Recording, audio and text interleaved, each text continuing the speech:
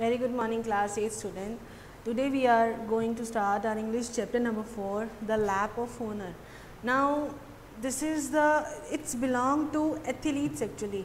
जब भी उनको कोई ऑनर दिया जाता है तो यानी गोद की सम्मान यानी कि उनको एथलीट्स को ये एक ऑनर दिया जाता है when they are achieving something in their sports. So we are actually talking about a great athlete who actually paralyzed, and after he did not actually spend his life as a paralyzed, he believed in himself and determined to what he wanted to do. So we will talk about him, and his name is Murray Halberg.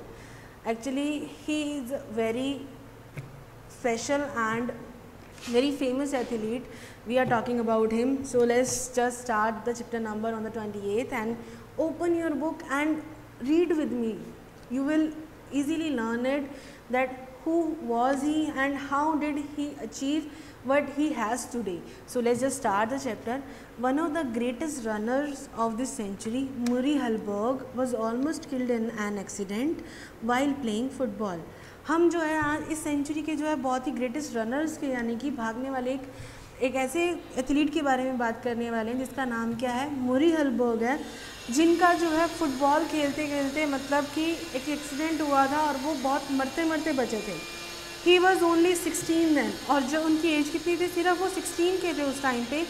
His left shoulder and arm were so badly damage that the arm remained paralysed for the rest of his life. यानी कि उनका जो left shoulder था और पूरी arm थी ना, वो इतने बुरे तरीके से डैमेज हो चुकी थी कि उनका वो पूरी लाइफ के लिए वो पैरालाइज रहे थे. पैरालाइज का मतलब होता है कि उनका जो लेफ़्ट साइड है वो बिल्कुल वर्क करना बंद हो चुका था, left shoulder and left arm. The veins and arteries in the arms had burst and the doctors could save his life only with the great difficulty. यानी कि veins and arteries यानी कि उनकी जो हड्डियाँ और जो veins थी ना, वो पूरी तरीके से क्या थी, वो पूरी तरीके से जल चुकी थी. डॉक्टर्स ने उनकी जो लाइफ थी बहुत ही मुश्किल से बचाई थी. His parents who had been told he was dying stood by his side.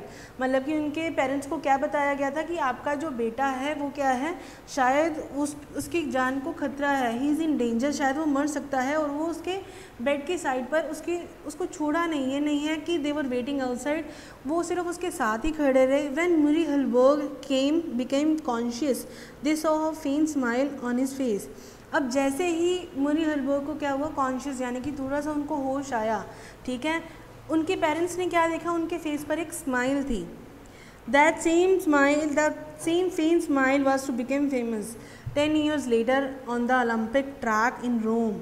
अभी यहाँ पर ये वही स्माइल थी जो उनको 10 साल के बाद जो है उनको मिलने वाली थी. वो सेम स्माइल जो उन्होंने ओलंपिक ट्रैक इन रोम में जो उनकी एक हुआ था, रेस हुई थी, वहाँ पे वही सेम स्माइल थी जो उनकी 10 साल के बाद आने वाली थी. We will talk about it now. When Murray lay almost unconscious with pain after breaking the world record for the 5000 metre race. और वो स्माइल कौन सी थी, वो ऐसी स्माइल थी कि जो वो पूरी तरीके से जो है उन्होंने 5000 मीटर रेस की रेस जीती थी, और वहाँ पर वो उसको जीतने के बाद बिल्कुल ही अनकॉन्शियस यानी कि बेहोश हो गए थे. पेन था उनको, लेकिन उनके फेस पर एक जो है सेटिस्फैक्ट्री स्माइल थी. वही स्माइल उनकी उस टाइम पर थी. 10 साल पहले की बात है जब उनका एक्सीडेंट हुआ था, व्हेन ही वाज 16 years. तो Murray Halberg was born in New Zealand but his forefathers came from Denmark. Murray Halberg का जन्म कहाँ हुए थे, वो बॉर्न न्यूजीलैंड में, लेकिन उनके जो फोरफादर यानी कि उनके जो एंसेस्टर्स थे वो कहाँ के थे, वो डेनमार्क से बिलोंग करते थे. His father was at one time a trainer of wild horses. उनके फादर क्या काम करते थे, वो वाइल्ड हॉर्सेस को ट्रेन किया करते थे. Murray did not have a big strong body, he never weighted more than 57 kg. मतलब कि उनकी वो ऐसे नहीं थे कि वो एथलीट थे, मतलब कि उनकी बॉडी बहुत स्ट्रॉन्ग थी और ऐसे लग रहा था कि हाँ बॉडी बिल्डर है या कुछ है, लेकिन उनका जो वेट है कभी 57 kg से ऊपर गया ही नहीं. He loved all sports. उनको सारे स्पोर्ट्स बहुत ज़्यादा पसंद थे. After his accident he had to give a football and basketball, so he took up athletics. अभी उनके एक्सीडेंट के बाद उनको जो है फुटबॉल और बास्केटबॉल को गिव अप करना पड़ा, यानी वो छोड़ना पड़ा, लेकिन उन्होंने एथलीट्स ज्वाइन करा, यानी कि उन्होंने गिव अप नहीं किया. उन्होंने ये नहीं कहा कि अब मुझे कुछ नहीं करना है. ही डिडंट गिव अप, और उन्होंने क्या चूज़ करा, उन्होंने एथलीट बनने का सोचा. Once his coach asked him to run 5 miles to see if Murray had any stamina for athletics. The boy surprised him by running the distance in just over 25 minutes.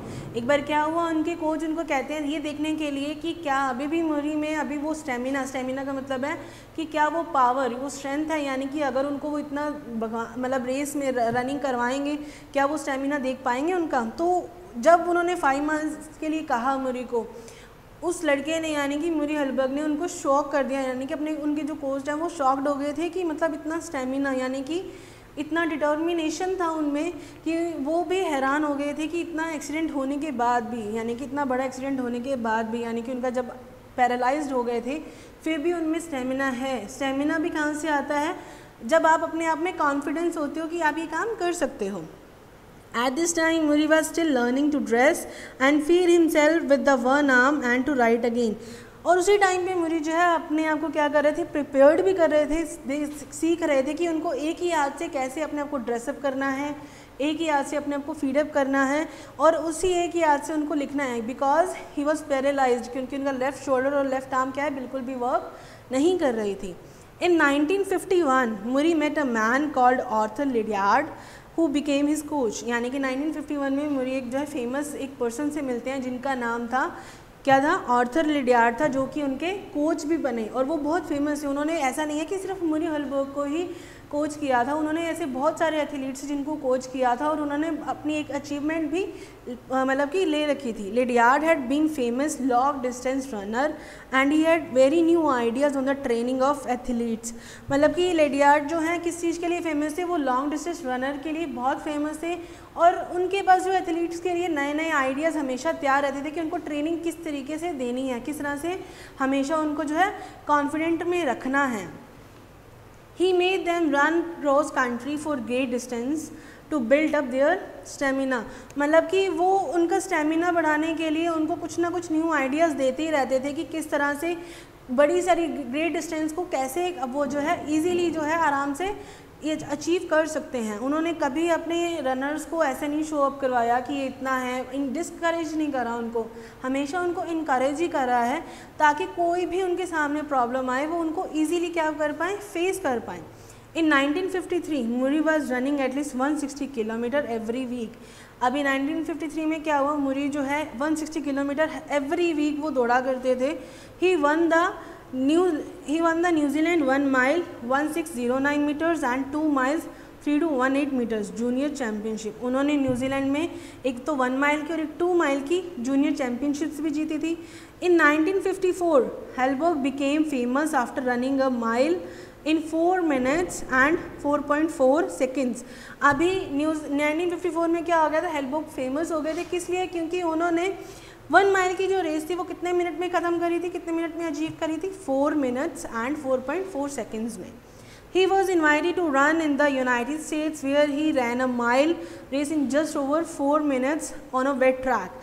अभी उनको कहाँ invite किया गया, उनको United state में invite किया गया, वहाँ पर उनको कहाँ कितने टाइम में रन अप करना था, उनको 1 माइल में के लिए उनको 4 मिनट्स के लिए 4 मिनट्स में रनिंग करना था, वो भी वेट ट्रैक। वेट का मतलब होता है गीले ट्रैक पर उनको जो है रनिंग करनी थी। Meanwhile Roger Bannister of the Oxford University and John Landy an Australian had run the mile in less than 4 minutes. उसी टाइम पे क्या था, वो किससे मिले, रॉजर बैनिस्टर जो कि ऑक्सफोर्ड यूनिवर्सिटी के थे और जॉन लैंडी जो कि एक ऑस्ट्रेलियन थे, जिन्होंने 1 माइल सिर्फ 4 मिनट से कम टाइम में भी अचीव कर रखा था। For many years, experts had said it was not possible for human being to do this, but this was impossible, was achieved। मतलब एक्सपर्ट्स का ये भी कहना था कि ये जो है पॉसिबल नहीं है कि ह्यूमन के लिए कि वो 4 मिनट से पहले 1 माइल कंप्लीट कर लें, लेकिन ये जो है एक ऐसी इम्पॉसिबल जो अचीवमेंट थी जो अचीव की गई थी, वो भी किसके थ्रू, Roger Bannister and John Landy के थ्रू। The 1956 Olympic Games were to be held in Melbourne, Australia. Murray Hellberg began to prepare seriously for this game. 1956 में ऑस्ट्रेलिया के मेलबर्न सिटी में क्या हुआ, ओलंपिक गेम्स को जो है स्टार्ट हुए। मुरी हेलबर्ग ने अपना सीरियसली जो है मतलब अपनी रनिंग स्टार्ट कर दी थी। He was very serious about the games. He went to Australia and took up walk on a farm in order to build up his strength. अभी वो कहाँ, ऑस्ट्रेलिया में वो रहने चले गए और उन्होंने वहाँ पर क्या किया, वो एक फार्म पे वर्क करने लगे ताकि वो क्या कर पाएँ, अपनी स्ट्रेंथ को और भी ज़्यादा बिल्डअप कर पाएँ, यानी कि ऐसा ना हो कि उनको थकावट महसूस हो। He want to be active that time, क्योंकि जितना रनिंग में एक्टिव रहोगे आपको ठीक है, आपको थकान नहीं होगी, आप रेस्टलेस नहीं फील करोगे, लेज़ी फील नहीं करोगे। Australia then had many great runners and Halberg wanted to defeat them. Australia जो है अपने रनर्स के लिए बहुत फेमस था, और मतलब मुरी का एक ही, हेल्बर्ग का एक ही जो है अचीवमेंट हो गया था कि उनको उन सबको क्या करना है, हराना है। Halberg was competing in the 1500 metre race at Melbourne, but in the finals he discovered that his stamina was not enough to win an Olympic race. मतलब कि हेल्बर्ग जो है 1500 मीटर की रेस करने वाले थे मेलबर्न में, लेकिन फाइनल्स में जाके उन्होंने ये डिस्कवर किया कि जो उनका स्टेमिना है वो अभी कम है, क्योंकि उनको जो अचीवमेंट चाहिए ओलंपिक रेस में वो अभी उतना अचीवमेंट नहीं कर पाए हैं जितना ज़रूरी है। While thousands of people watched the race in the stadium, Murray became nervous and took the lead from the start. अभी क्या हुआ कि जब था, मतलब कि बहुत सारे लोग वहाँ पर स्टेडियम में बैठ के देख रहे थे, तो मुरी क्या हो गए, नर्वस हो गए थे। Obviously when you are first showing your self on the stage like this time, और बहुत सारे लोग आपको देख रहे हैं, तो ऑब्वियसली नर्वस होना बहुत ही ज़्यादा क्या है, ईजी अप हो जाता है। और वही चीज़ जो है मुरी के साथ उन्होंने क्या किया, वो नर्वस हो गए और उन्होंने स्टार्टिंग में ही लीड ले ली। मतलब ये है कि वो ना स्टार्टिंग में अब तेज़ भागने लग गए। तेज़ भागने से क्या हो गया कि उनका स्टेमिना कम हो गया धीरे धीरे जाते। With so many fine runners in the race this was a mistake, यानी कि जब आपको पता है कि आपके सामने बहुत अच्छे रनर्स हैं तो ये उनके लिए बहुत बड़ी क्या थी, मिस्टेक थी। 300 metres away from the end of the race the other runners overtook him, यानी कि 300 मीटर्स की जैसे ही रेस ख़त्म, यानी कि जब 300 मीटर रेस रह गई थी तो क्या हो गया था कि मतलब कि जो दूसरे रनर्स थे उन्होंने क्या कर लिया, उनको ओवरटेक कर लिया, यानी कि उनसे वो आगे निकल चुके थे। Murray was 11th out of the 12 runners in the finals, यानी कि मुरी की अचीवमेंट क्या थी, वो 11वें नंबर थे 12 में से, यानी कि इतना मतलब उन नर्वसनेस क्या कहाँ पर ले गई उनको कि जो अचीवमेंट वो चाहते थे वो उनको मिली नहीं, बल्कि वो रनर्स में से 11वें नंबर पर आए थे। अब भी क्या हुआ कि he was terribly disappointed at this failure. He felt he had let his country down. Was there any use in trying again? अभी इससे क्या हो गया कि उनको फेलियर से बहुत ज़्यादा डिसअपॉइंटमेंट हो गए थे, यानी कि उनको समझ नहीं आ रहा था कि क्या हो गया ये, बहुत ज़्यादा उनको इस चीज़ का शॉक हुआ थे वो। उनको ऐसा लगा कि उन्होंने शायद अपनी कंट्री को क्या है, लेट डाउन किया, यानी कि उन्होंने अपनी कंट्री को भी डिसअपॉइंट किया है। और उनका ये क्वेश्चन था अपने आप से, was there any use in trying again, कि क्या मतलब दूसरी बार ट्राई करना सही रहेगा, क्या वो यूज़ में है।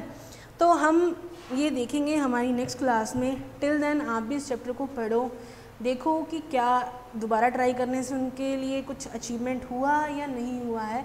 We will continue this chapter in the next class. Till then, stay home, stay safe. Thank you.